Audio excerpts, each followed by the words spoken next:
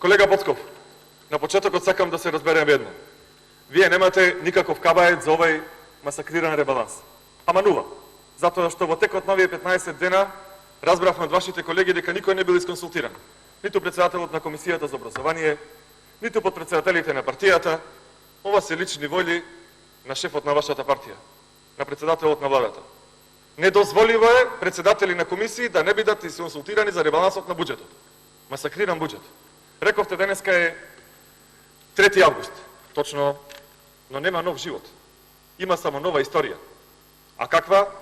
Прашајте го Каракачанов, што вчера го гоштевавте во Воденица. Не знам што е дал таму.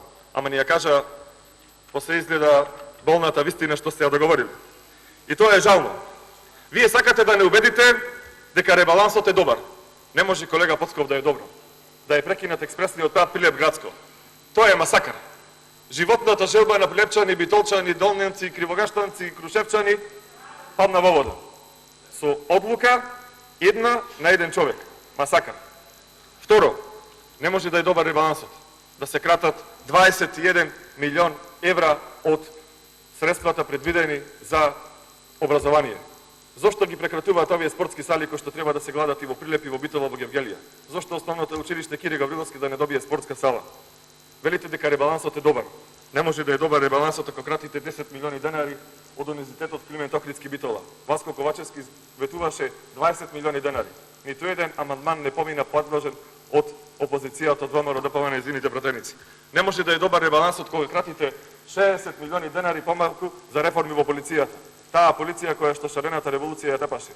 За тие полицајци за кои што правевте пресконференции и се жалавте дека оделе боси голи на браникот на татковината. Од нив кратите 60 милиони денари. Не може колега Поцков да е добар ребалансот кога кратите 11 милиони евра од припадниците на македонската армија. Од нашата гордост. Не може да е добар овој ребаланс. Не може да е добар ребалансот во кој што не ги прифатите нашите амандмани за зголемување на субвенциите кои што ги ветувавте и на Прилепчани, на Гевгеличани, и на Кавадарчани. Не може да е добар тој ребаланс, колега Поцков, бидејќи не е во интерес на граѓаните. Не може да е добар ребалансот во кој што кратите од јадењата од устата на студентите. Не може. Ги нема борците за студентските права, ги нема пленумците, ги нема средношколските пленуми, го нема колегата Стефан да се јави и да каже зошто 21 милион евра помалку за студентите. Еве му шанса да се оправда. Денеска предложивме закон за студентски воучери за лаптоп. Може колегата Стефан како голем борец за правата на студентите да го поддржи и да гласа за тој закон. И затоа бидете реални и признајте. Го масакриравте стопанството, ги масакриравте технолошко-индустриските развојни зони. Ги стопиравте сите тековни проекти во Прилеп. Театри, улици, канализации. Се извинувам. Сашо Поцков.